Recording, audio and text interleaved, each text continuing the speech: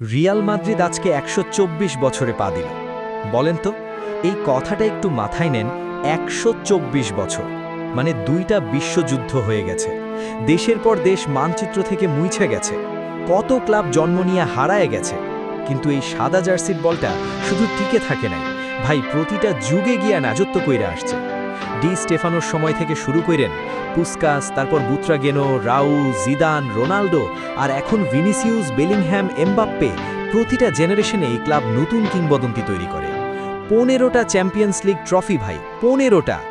দ্বিতীয় পজিশনে থাকা ক্লাবের চেয়ে দ্বিগুণেরও বেশি। এটা ক্লাব না, এটা একটা ফুটবলের জীবন্ত ইতিহাস, যেখানে প্রতিটা ইট, প্রতিটা ঘাস, প্রতিটা গোলপোস্ট গ্লোরির গন্ধ বুকে নিয়ে দাঁড়ায় আছে। ১২৪ বছর পরেও মাদ্রিদ মানে সেই একই কথা, হারতে হারতেও শেষমেশ জিতে যাওয়া। আপনার মতে এই ক্লাবের সবচেয়ে বড় মুহূর্তটা কোনটা? কমেন্টে জানান।